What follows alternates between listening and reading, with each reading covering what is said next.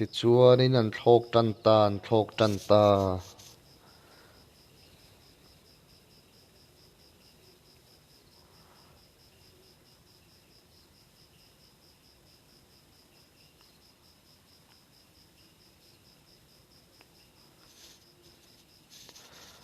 thlawk tawh ti khanin team number 6 an lo jam der tawh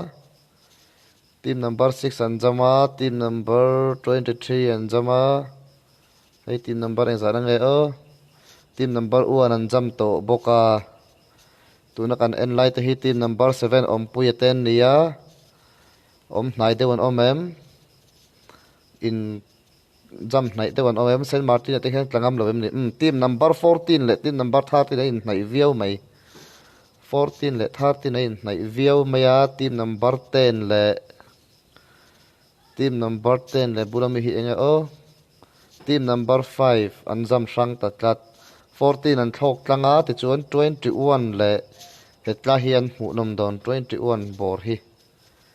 21 bor hin hmu nom don tlat team number 21 vel bor hi khitlai khin tam riau mai tlai khi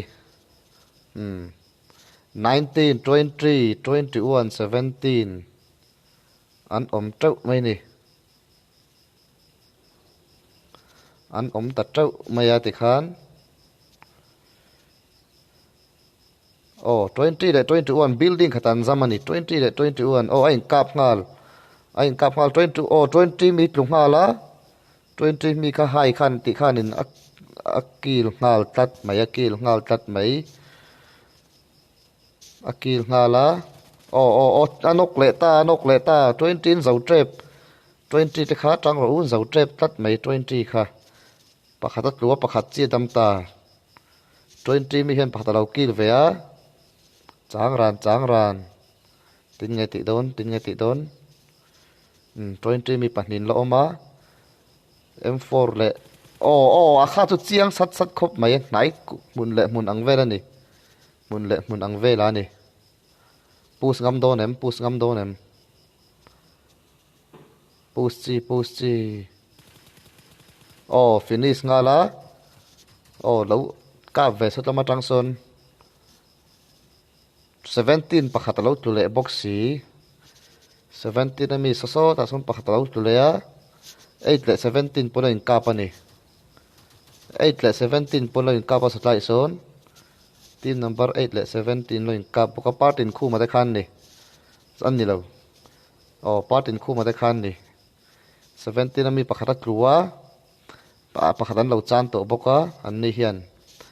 a team me te chan zau ta tat mai part in khu ma mal tran le ta part in khu ma mal tran le to a 20 te hian tingan ti ton 21 hi 21 pahni 2 versus 2 la ni 2 versus 2 nia 21 high so tlama oma night pop mai 21 high hi ma in so tai so na oma an omna so sabik lo nge ni achung an oma nin noya in ve khiu korro kin vatati lo mi hai hian vatati lo bem ni khu lo mi khu tu trap tu teu lut tuk kha chu tu teu lut tuk CG high CGU high ti hi tu teu lut tuk 20 around post don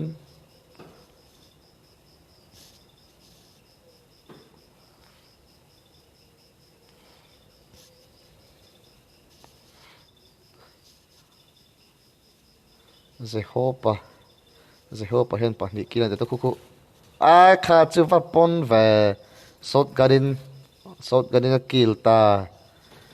S12K in ani kha shotgun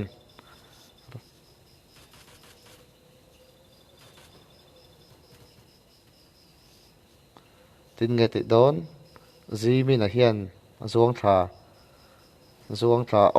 kill ta ti khan 21 and way pa 22 ti chuanin in kap hnai vai 17 te hi khongen 17 te hi part in khu mai in oma part in khu ma in oma 18 te hi enang anh cặp tắt in cả sẽ 18 te po hi 3 kills an lo nei ve to ni 18 le 12 ain nai khop mai 18 le 12 ain naya 18 le 12 ain naya o nok man lo chia chia kha chu nok man lo chia chia ti dua ta hian nai khop mai tai so abul lok an omani bul lok an oma o lu khung don lu khung don o nok chiang lu tuk mun le muna kha chu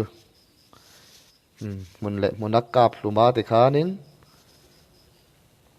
he tam tlang hian 18 pahnin oma o chu family khian ron pu sem ni o nok trep anok teu lutuk anok tange nge 18 69 o pahni nokta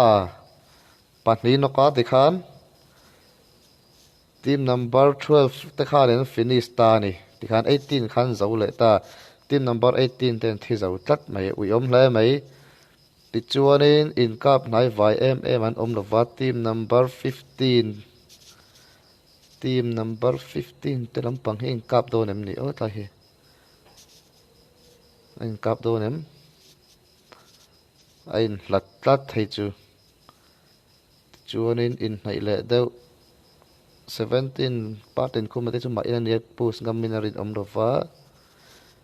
không ai cần team hậu khăn om về anh lúc còn team number 25 tin đầu thi lệ tụi em anh là oma anh ni không anh om o anh ni hi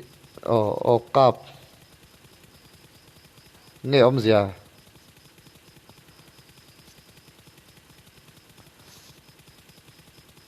anh ấy ta chia ni à beng cheng được tục anh ấy ta chia ni are mahi ni ta chia ni anh ấy chết vài cặp char rengot mấy in cặp này vài anh vọng mấy lỗ về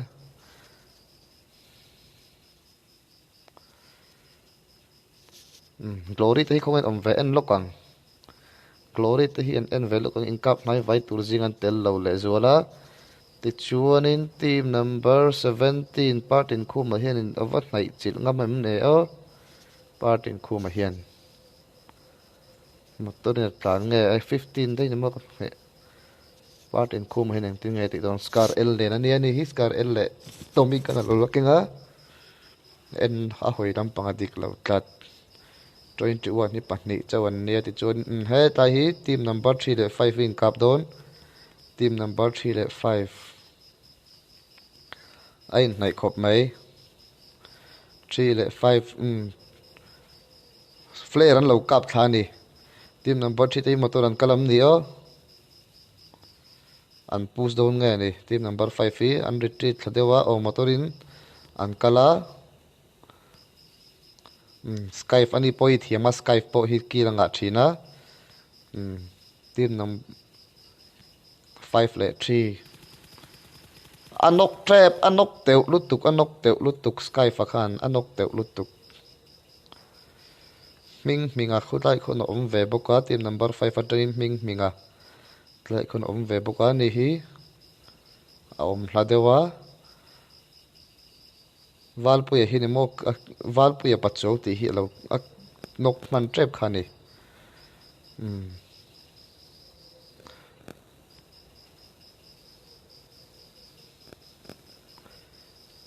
an hual hriau wa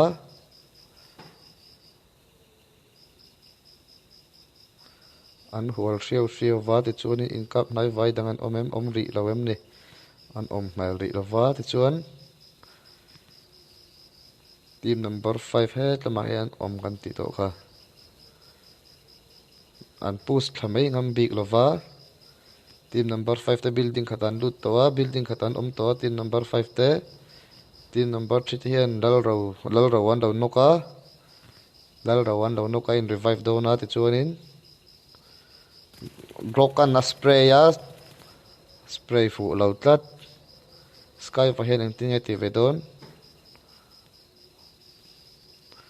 sky fa hian a mu thei lova pathum an niya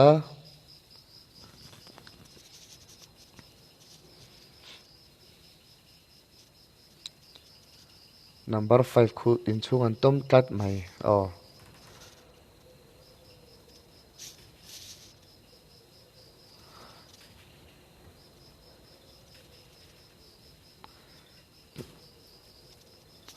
Winchester sila in kap pop mai Winchester in kap le dum mai Winchester in kap le dum a Winchester sila in an kap le dum mai sia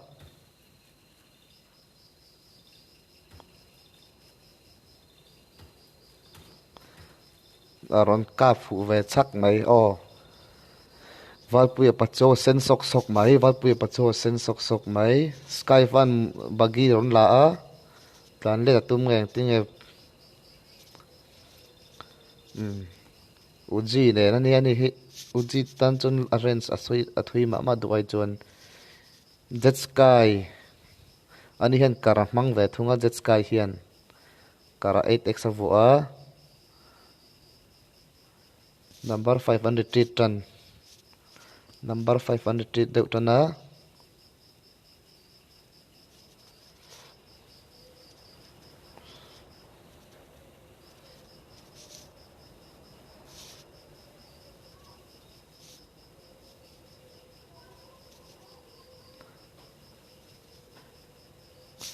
Seventeen partin khu ma hi engtingel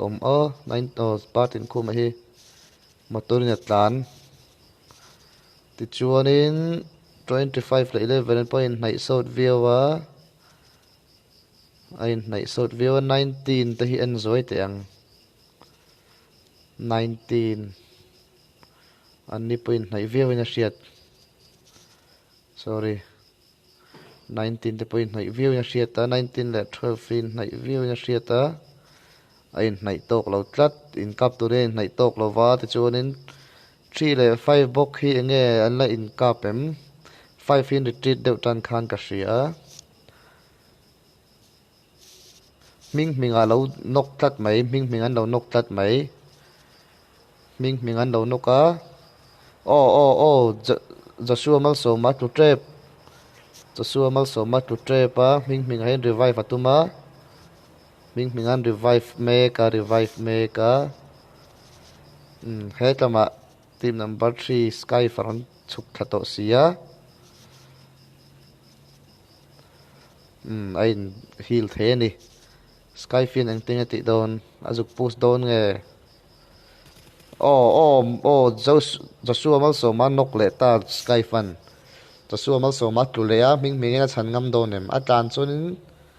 ka zu yarem khopang asmoka atlana Joshua ming a pot le ta ming a pot lua pus ngal don pahnian pus dona Sky flight lo rowa nan pus ngala anni so in revive make na rin my revive make in revive zo man donem Joshua le valpuya pachuau wipe ta tikhan Sky fana wipe pani tikhan team number 5 te team number 3 an wipe pa ti chuan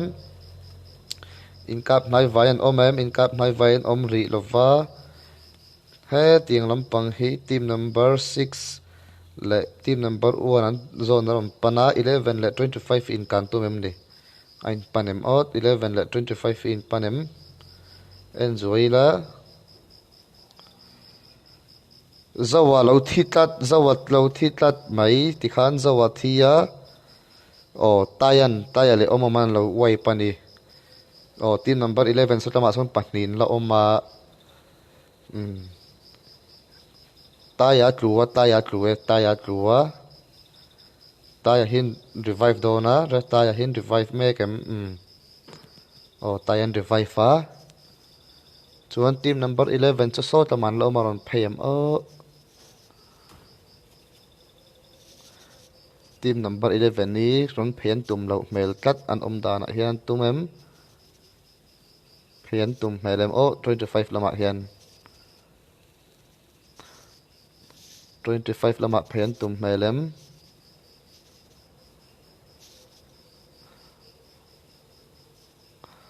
motoran la a an thei don em star var ta la thu kuk mai 23 te in kapin ka ria 23 te in kapin ka ria tai hian 23 nan lo chan sara I lo thitlat mai va poi em sara I team number 7 ami na ki lem ni so en tinga ti don team number 7 in phena in chunga omem ni akil ta devil beta anakila LRM mahi mai na headline old boy hianin pakhat alo kil ve to ani hi M16A4 akenga ni M16A4 single shot ani karinga tinga ti don devil beta ku chang ran maya devil beta chang ran maya ti chuanin incap 9 omri lo bukai tla hi kan en lok riang devil beta ku chang ran maya RM hian old boy RM atlan le aron huang ti vala om ve devil beta khuan atlan open ma du ai chuan atlan open ma sorry all boy at hita tat mai tlan open ma ni du ai chuan ti chuanin tu tenga in hnai le do 25 te hi again in ve in hnai le mai mel ve 25 te hi rage ho nen sun ve in hnai le mai mel ve hlute ya tenen hian team number 8 alain hlat deuh tlat du ai chuan online hlat deuwa team number 1 hi en velo kang team number 1 te in hnai ve le viewin ka ria di karal te ti te din moya ti ten nia di karal te an ni hian sutlama san om de yan shenge tu man om si lova an en lo nalama ve kan om ria ti chuan heta hi en lokang 25 te hi in hnai hlom khop mai 25 te hi tai in hnai hlom khop maya det so lo tu tre pani rage te nen son ain kapem ni team number 8 rage nen son ain kapem ni team number 8 rage loser kit ti le lu ti an ni ya pani chawan ni an ni hian ting ti don zone chung an om ve ve a zone a poi lo chin ania ting ti don rage lu te atang kan en ve lenga ni nai phei dewa ani pali so nen ting ni pan hi an kap nei don em red zone om nai sia red zone hi oman pan hi lo kil to tayam pakhat zawan kil ala nei lova tayan pakhat red sutan pakhat lo kil ve to boka an om na son shelo nge ni ti chuanin tlai kan kalsan le ringa tin number 13 te hi in kapin ka hria tlai hi in kapem team number 10 le 13 lo in hnaya team number 10 le 13 lo in hnai khop mai 21 khut lama ron chho boka 21 kapani 21 khut tlan an kapa 21 khu an kapa ron thleng ami 21 ron thleng chawem ni CGU hai tin nia wit pigi khan nok tat mai CGU hai hian paret kil paret alo nei to ne CGU hai hi kila na anga to le mai paret alo kil to ni ron zuang tha tlule pani nok ta pani nok to a pani a finish team number 13 na pakhat chi dam team number 13 na pakhat chia anei don team number 13 na hian alo in revive le to a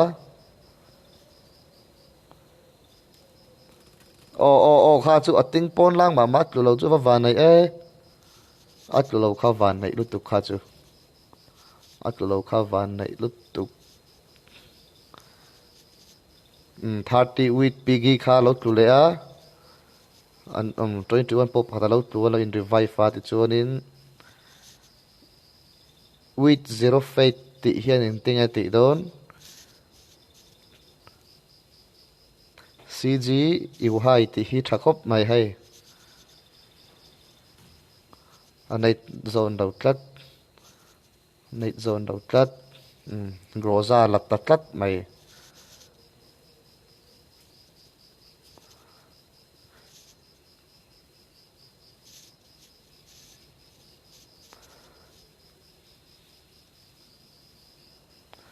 wait for fate ti hian in tinge ti don wait for fate hian in kha chu mun le muna kap lum ta tlat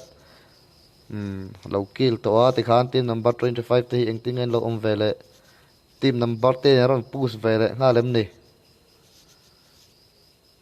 25 te en vele zo yang hetlai tlai men lain hlat le dewa det sota lo tlu det sota tlu ti khanin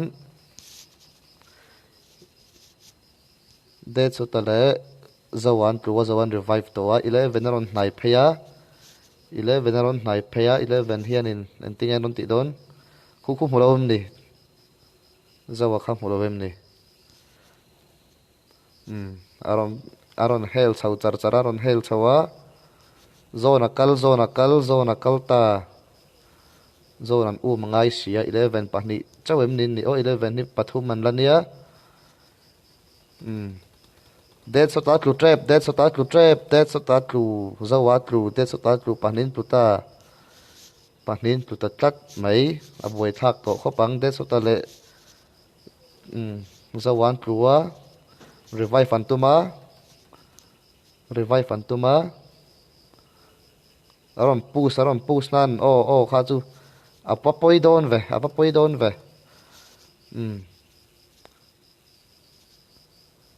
athita zawa thia de sotan revive zo to de sotan heal le man to 11 nami hi an hnung lam ron kap le a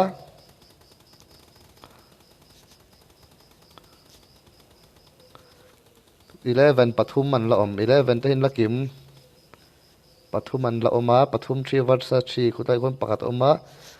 GTB vals ti hi oma khutai kon 11 ami GTB vals ti khu oma GTB valsin spray char atlula pahnin tutlat omachi oma ni hen tingen ti don omachi towa an wipe ta ni ti khan number 11 25 an wipe te chuan team number 8 ron hnai phei vele ngal tlat mai rage ho khan ni an nen lo ka ve char boka rage hlute te khan ni lo ka ve char boka te khianin 11 te in revive zawanga eng tingen ti le don 21 te po hi an lo la in hnai hle mai 21 ama in CG athiam pa kha lo kil sak to ni 21 kil le chak mai kha chu Kings Indo ti kha kila chuan tinga ti la don finish to mo 8 le 11 bok hi ni hnai le ta 11 te khan pakhatan chan ve le boka zone panatlan antum zone panahun riaw ani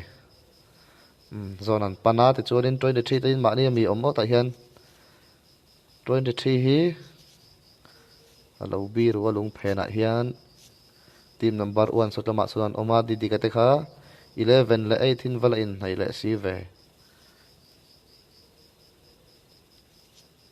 11 wixi lat 11 ami wixi lat wixi tluwa rage hian pus do na mi rage lu te hian pus phei do nem pus phei para pus phei tlan chara ain revive zo man do nem an ni khu spray na ram pangadik lo dewa aneit do ne aneit zuya ti khanin team number 18 an wipe ta team number 2 te chung lama tai rong kapa AOD ni AOD ti khan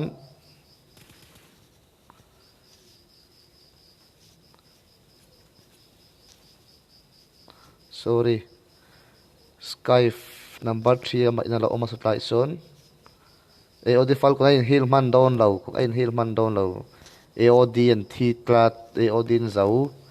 team number 8 le true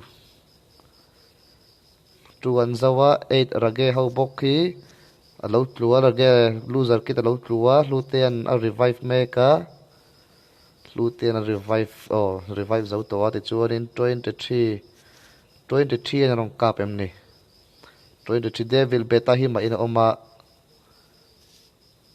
11 lama ni lo ka 21 lama rong kapa headshot thei don em 21 hin tunge ka o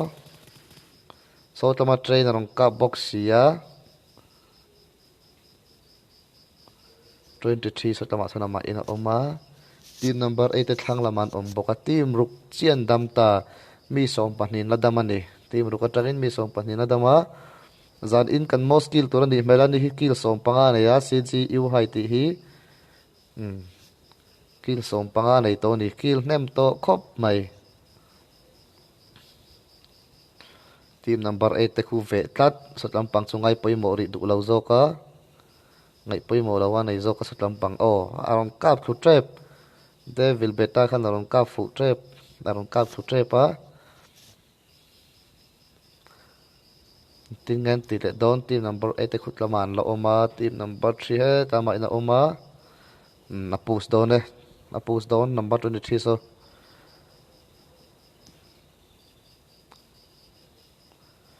inga nge min ti boy ve ti deu ni push don ne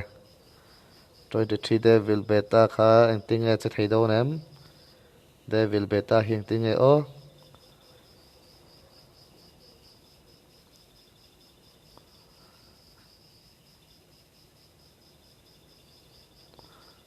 mulo mi khitai khina lang reng sia aveila ma khan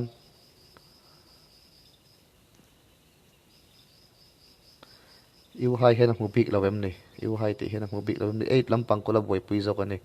atam lampang an ne zo kan tam zo kina sia ni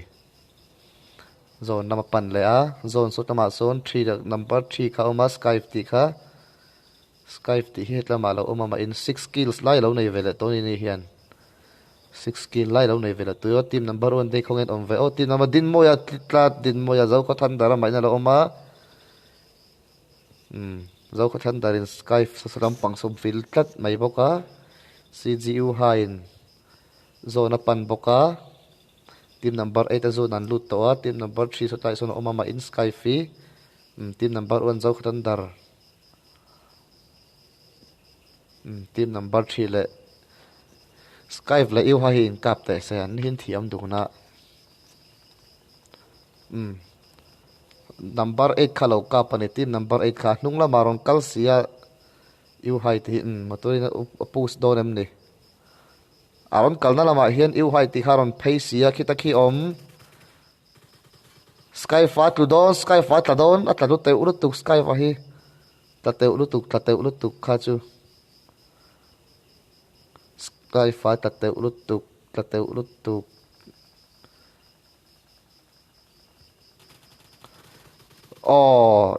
va tu te ve iu hai po chu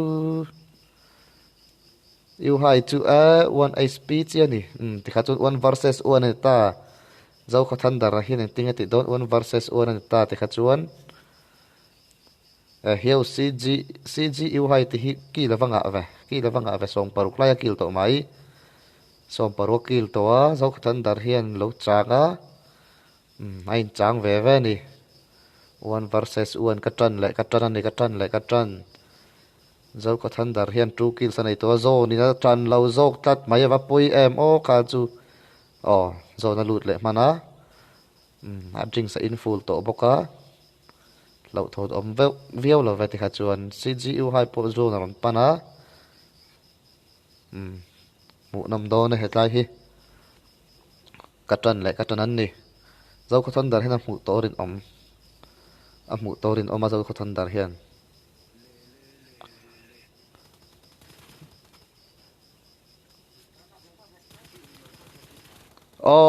CGU hai 17 kills đấy na tikhan a chicken ta ni ava ui ve kha chu a ui hle mai CGU hai tikhan kilanga khop mai ani kha som paru ani kan record ala ni tun thleng kan room host to hianin som parukil nei tling hin la om lo ani za ina recorder on break tlat mai aro pui khai mai a mu nom khop mai zan in game na na chu mu nom ani ti chuanin za in kan room chu ti khan kan lo khel zo le ta reng maya players te in thiama thiam dana in chen lova thiam tak tak an online thiam vak lo ten o mama ro chu atlang pin kan room siam tir ai chuanin improvement atama ti chuanin game mu nom tak menon hluya wangin in zawai chunga khan lom thu kanon soi le ani ti chuanin he channel hi mino subscribe sak turin kanon ngen chewa like comment share ati thei reng ani in zavain in ton le ma lo zonga tan mut tui mang tha le vekule god is good all the time